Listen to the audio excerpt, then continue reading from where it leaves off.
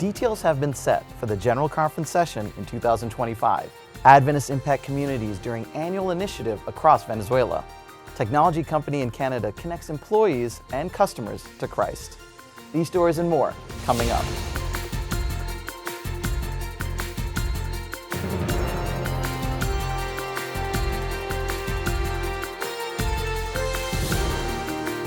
First in the news, more than 20,000 Seventh-day Adventists from Venezuela recently spread cheer and hope through various activities carried out in 24 states throughout the country. Called Close to You, Venezuela, the program is the 6th annual event that saw both young and old participate in spreading the practical gospel to people facing numerous challenges in life. In the West Venezuela region of the country, members cleaned up the premises of community buildings, they prayed for people, donated food and clothing, and took part in distributing missionary books. They also shared messages of hope at traffic lights with the slogan, "Smile, God believes in you." Across the West Venezuela Union Territory, more than 15,000 church members distributed food in hospitals, nursing homes, orphanages, children's homes, and even police stations. In addition, more than 23,000 missionary books were distributed by hundreds of church members throughout their communities and workplaces. More than 4,000 people received medical assistance at the Venezuela Adventist Hospital in Barquisimeto. Church members held vacation Bible school sessions throughout the week. They planted dozens of trees and distributed nutrition kits, clothes, and food for those in need. From Venezuela, we go to Indonesia. 2 Filipino Adventist youth participated in the Association of Southeast Asian Nations Youth Interfaith Camp 2022. The event was held from August 7 to 12 in Jakarta and Semarang, Indonesia.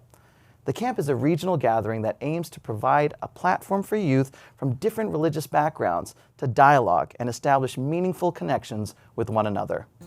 During the event, Angeline Antivo and Roel Vilonza were given the opportunity to present the SAD-Free program, which stands for Smoking, Alcohol, and Drugs Free. SAD-Free, a movement founded by the Seventh-day Adventist Church in the Southern Asia Pacific Division, aims to save young people from the harmful effects of smoking tobacco, drinking alcohol, and consuming illegal drugs. Antivo also showed a video titled Palit Yossi, a short documentary produced by Project Life that encourages cigarette smokers in public places to exchange their cigarettes for fruits and nuts. Antivo and Valonsa finished their presentation with an inspiring message for youth delegates to become active in helping the community to quit unhealthy habits. The program is expected to lead to post-event initiatives at the community level. July 3rd to 12th, 2025. That's the date of the next General Conference session of the Seventh-day Adventist Church. Recently, the Executive Committee met to discuss the 62nd session, which will be held at the Dome at America Center in St. Louis, Missouri, United States. In consultation with Division and Attached Field Officers, the Executive Committee adopted a 4-part plan that will see the General Conference session go back to being a 10-day event. In 2015, more than 65,000 Seventh-day Adventists gathered for the 60th General Conference session in San Antonio, Texas. This year was a stark contrast. Because of worldwide restrictions due to the pandemic, the twice postponed 61st General Conference session turned hybrid event was a shadow of what it had been in the past. Therefore, world leaders decided to return to a 10-day event. The General Conference Executive Committee voted to adopt the following 4-part plan for the 2025 General Conference session. First, the initial dates of July 3 through 12, 2025 be kept for the 2025 General Conference session to take place in St. Louis, Missouri, USA. Secondly, the 2025 General Conference session will be held as an on-site event. A hybrid event will only be considered if there are world conditions, such as a global public health issue, that would preclude an on-site event. Third, only a limited number of special guests will be invited to the 2025 General Conference session. Finally, fourth, the exhibits, booth, and ancillary meetings will be reintroduced at the 2025 General Conference session. Hensley Maruvan, General Conference Undersecretary, explains that the 4 items were based on a survey. So we administered a survey to all the GC session delegates, and 58% of them responded. From the data that we gleaned, we understood that the major reason why people did not attend our business meetings was because it was too overcrowded, it was packed. And the number two reason why they did not attend was that our international delegates were fighting jet lag. Therefore, the committee reverted to the 10-day program. Hopefully, they will have time to adjust, and it will be a more reasonable schedule. With the exhibition hall and ancillary meetings reintroduced, attendees will have the added benefit of the camp meeting experience of sessions past. We are bringing back the ancillary meetings, whereby it will include training session and of course nice music, musical performances, and the fun run too. The idea is that several other ministries like youth ministries, family ministries, women's ministries, and Sabbath school will be involved in that spiritual part, this camp meeting side of a GC session. If not, we will only focus on the business. So these ancillary meetings are being brought back in order for us to have a more balanced GC session. As a 10-day event, members will have many opportunities to attend business sessions, the exhibit hall, special ancillary programming, and worship services throughout the 10-day event at the Dome at America Center. Members are encouraged to make plans to attend by saving the dates July 3 to 12, 2025. Let's go to Zimbabwe in southern Africa to learn about the work that the Adventist Church has done together with the community in the field of education and service. Rufura Primary School in Berengwa, a remote area in the Midlands part of Zimbabwe, under Chief Mataruse, has existed without a solid structure since the 1950s. In an area with a minimal Adventist footprint, Zimbabwe Central Union Conference took the opportunity to start building and erecting a structure that will remind them of the God of the Adventist for many years to come. In conjunction with the local community, the Berengwa Rural District Council and the Adventist Layman Services Industry, ASI, ZCUC, combined efforts to build a classroom block and teachers' cottages within a short space of a week. Subsequently, 50 souls gave their lives to Jesus and were baptized on site. Coming up, a technology company in Canada connects employees and customers to Christ. After that, during the Plug-in Adventist Youth Congress held in Lahti, Finland, a group of missionaries talk about the project 1 Year in Mission.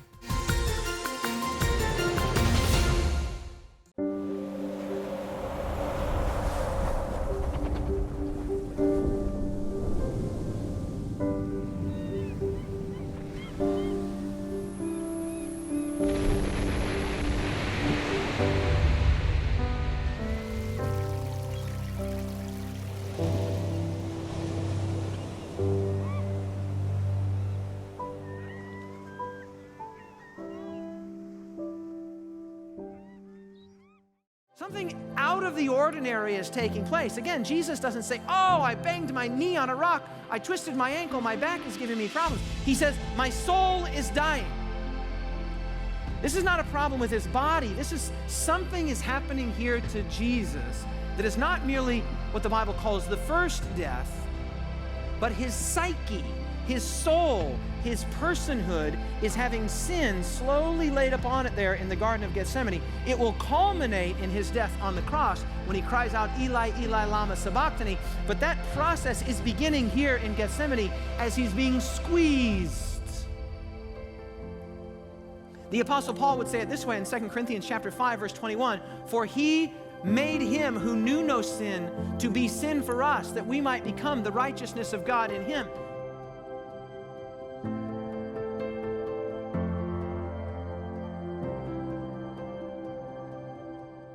We want to hear from you. How has Bible Help Desk transformed your life?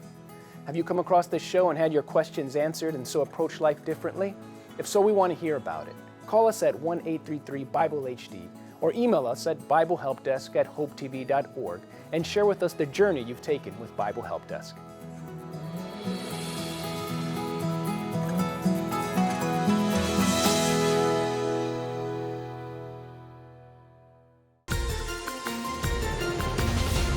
Let's let's go to Lacombe, a city in southern Canada with about 11,000 inhabitants.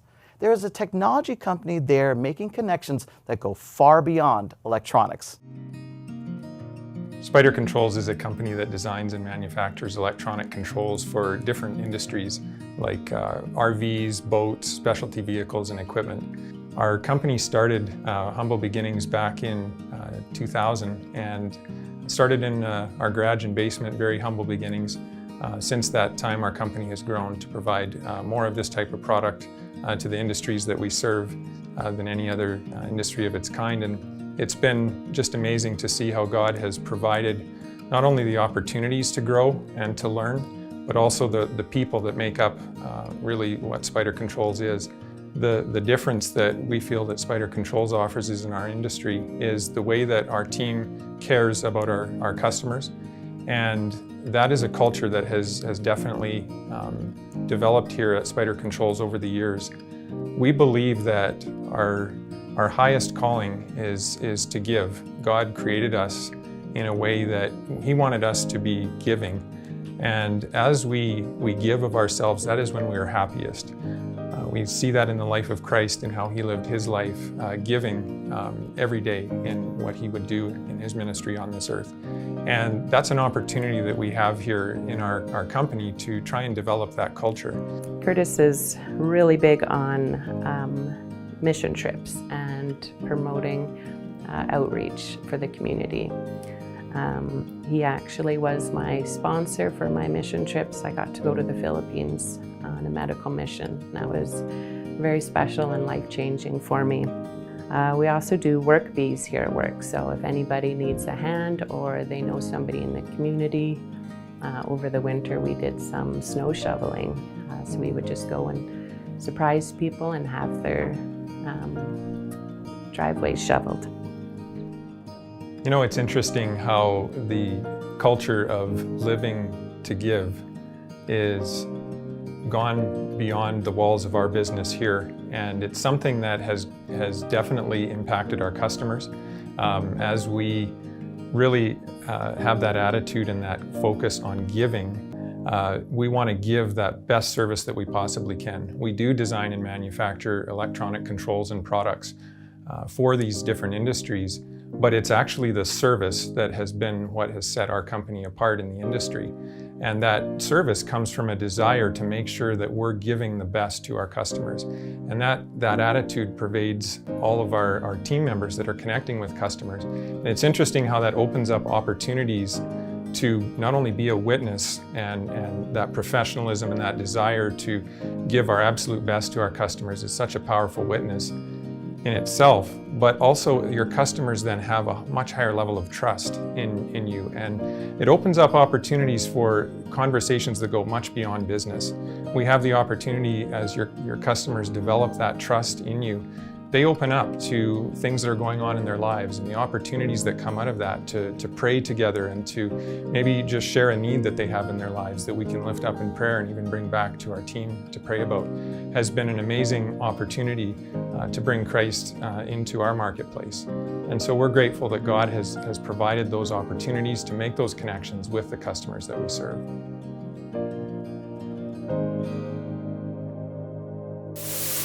During the Plug-in Adventist Youth Congress held in Lahti, Finland, a group of missionaries spoke to Vanessa Pizzuto, Associate Communications Director for the Trans-European Division, about the project 1 Year in Mission.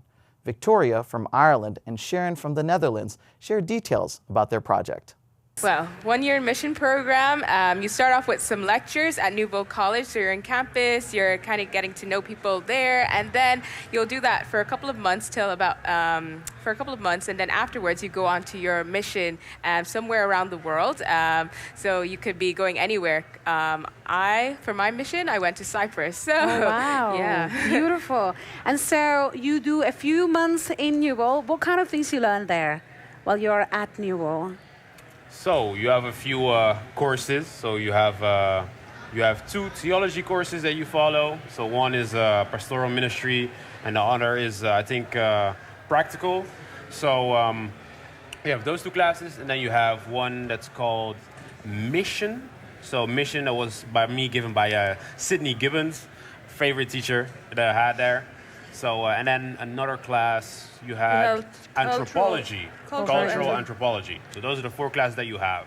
Cecilia from Denmark shared about her experience in Serbia with refugees. I went to Serbia with Sharon and another girl from our year, and we worked at a refugee center there because as it is right now, Serbia is not a part of the European Union, so a lot of like migrants and refugees get stuck there trying to get into the EU, past the EU border. So they had a lot of refugees, and we worked there.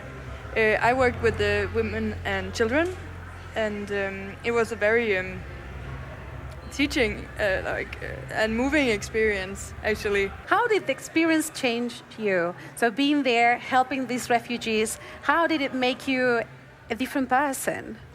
Like, it made me aware, like, these refugees, these guys, they're like from the age of 14 to like 18, and their goal is to get there, most times, or a friend of a family member is in a country that they want to go to, or it's Germany, or it's France, but most times they have family there, and their goal is to get there, to get where they want to go. So anyway, how it's like, all right, now it's time, I have my backpack with me, and it's time to go. I think that's also a good lesson for us. Yeah, absolutely. 1 Year in Mission is a global youth initiative designed to give teams of young professionals who are over 18 an opportunity to share Jesus in the cities of the world. More information can be found on the website gcyouthministries.org/initiatives/1-year-in-mission. Stay tuned. We'll be right back with more weekly features.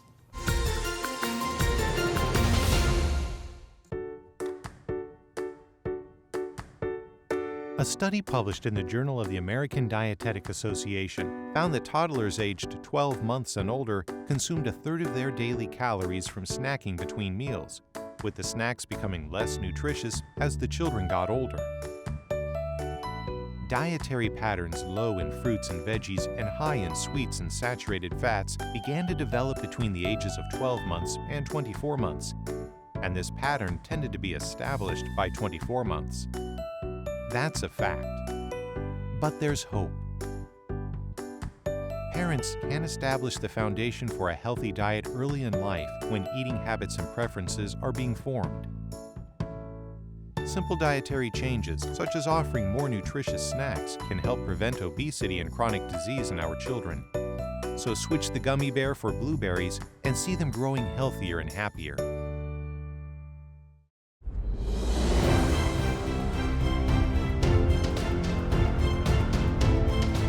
I'm Vicki Griffin, host of Living Free. Positive connections have a powerful effect on health, well-being, and even longevity. Find out how to make and maintain healthy relationships in this episode.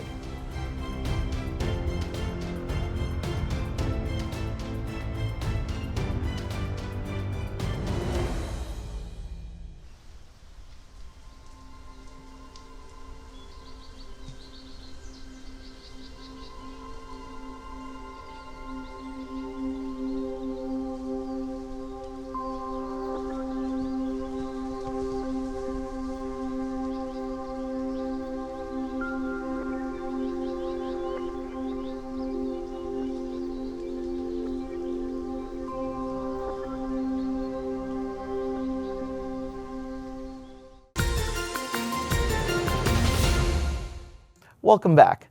It's now time for testimonies from individuals across different countries who've had their lives and communities transformed by the Three Angels message through Adventist World Radio.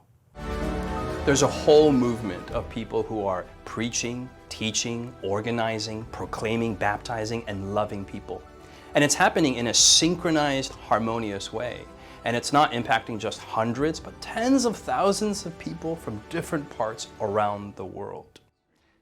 The last book of Scripture, Revelation, has 2 chapters that delineate the plans for the two sides of the great conflict between good and evil. Chapter 13 is the playbook for evil, and then chapter 14 is the playbook for the good. And in the apex of chapter 14, Scripture talks about a movement called the Three Angels messages that go throughout the whole world. It's this movement that preaches and teaches and heals. It's not just about individuals, it's about a whole movement of God's people. And it's utilizing every type of medium out there, from social media to books to good old radio to one-on-one evangelism, from radio broadcasts to cell phone evangelism. All sorts of people that you wouldn't have thought of are partaking and joining the three angels movement of Revelation 14.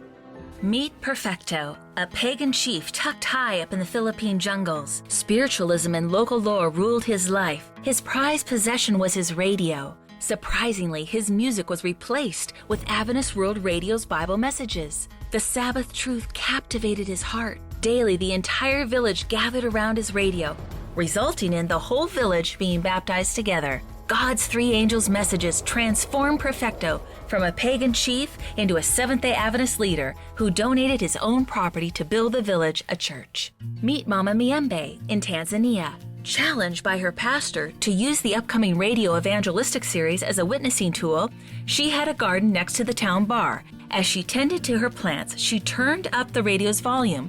This caught the attention of the bar owner Elijah and his patrons. This drunken bar transformed into a Seventh-day Adventist place of worship. Elijah and 20 of his customers were baptized. Meet Prahalad, a witch doctor residing in the Himalayan mountains of Nepal. Depression overcame him with his failure to heal his 2 dying sons through witchcraft. Providentially, he heard AWR broadcasts along with 17 other families who also decided to be baptized. Prahalad, a witch doctor, transformed into a Seventh-day Adventist cell phone evangelist. Meet Wisam Ali. He was shot, stoned twice, and stabbed by a mob, but each time angels saved his life. Wisam has translated our Adventist sermons into Arabic and sends them out through cell phone platforms. The domino effect is that many Arabs and entire congregations have become Sabbath keepers, baptized in the Jordan River. Wisam, a former Muslim, transformed into the only Arabic-speaking Seventh-day Adventist pastor in Israel. Meet the executioner, a ruthless hitman. I have killed so many. How could God forgive me? Through his family's radio, God pulled at his heartstrings when he realized that he was the lost sheep. Now, armed with the gospel, a projector, and a radio, he has returned to those same villages. This is a real modern-day Saul to Paul story. The executioner transformed into God's life-saving evangelist. Meet Ranja the witch of Madagascar. She was dedicated to the devil as a baby. Witchcraft made her influential. Villages hired her to stop the rampant cow thieves from stealing their herds. Even though I was very powerful, could heal people, shut crocodiles' mouths, and make bullets stop, I was miserable. When AWR played, the evil spirits had no control over her. She learned that Jesus is the ultimate power. After baptism, she started 3 Seventh-day Adventist churches. A spell-casting witch transformed into a church-planting soul winner. Meet 16-year-old Dorette from South Africa, a struggling teenager questioning her faith. She reluctantly joined TMI to preach an evangelistic series in Zambia. She was shocked to see so many of her attendees were baptized. This changed the path of her life forever. Dorette is now studying to become a missionary. Meet Marius, an elder of the SDA Church. He was inactive and lukewarm until he was introduced to cell phone evangelism. Burdened for his son Elmer, who had been using drugs for 15 years, Marius simply forwarded the Bible recordings. Today, Elmer is baptized, drug-free, and has joined his dad as a cell phone evangelist, spreading the word to thousands every week. And finally, let's turn to Ashley Chisholm for a look at Adventist history. Nearly 100 years ago, on September 1st, 1923, a 7.9 earthquake shook Japan at 11:58 a.m. It was followed by almost equally strong aftershocks, as well as a tsunami reaching a height of nearly 40 feet. Fires broke out in the aftermath. Thousands of people died. General Conference Field Secretary F.C. Gilbert, headed home from a months-long tour, was in Yokohama Harbor on board the 23,000-ton liner RMS Empress of Australia, which had been preparing to leave at noon. Since it was Sabbath, Gilbert was in his stateroom reading instead of on the deck. The Adventists in Yokohama and Tokyo were at church instead of standing on the wharf to see him off. Gilbert felt, quote, a singular jolting, trembling, shaking, and thumping of the ship, and the air thickened with dust. He ran up to the deck, where he saw that, quote, the whole end of the city near the wharf was gone.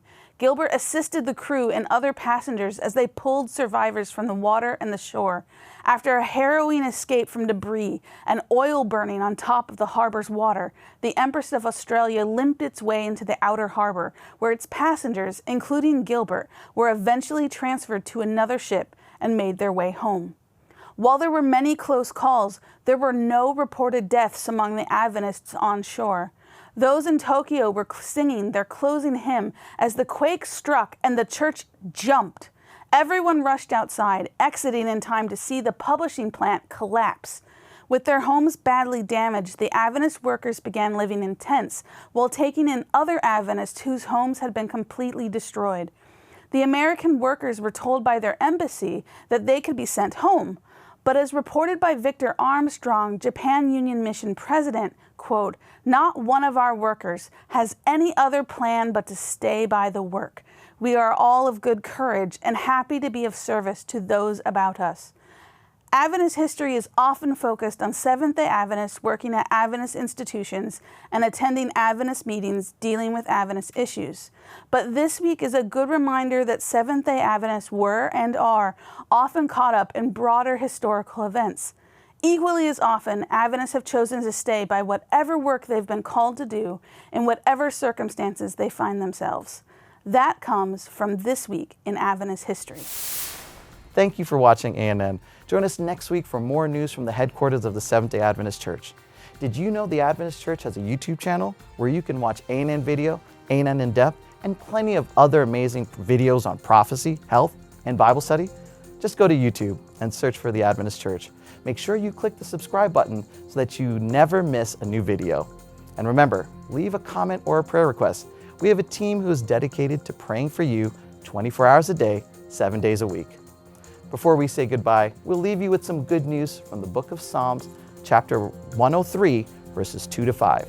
The passage says, Bless the Lord, O my soul, and forget not all his benefits, who forgives all your iniquities, who heals all your diseases, who redeems your life from destruction, who crowns you with loving kindness and tender mercies, who satisfies your mouth with good things, so that your youth is renewed like the eagles.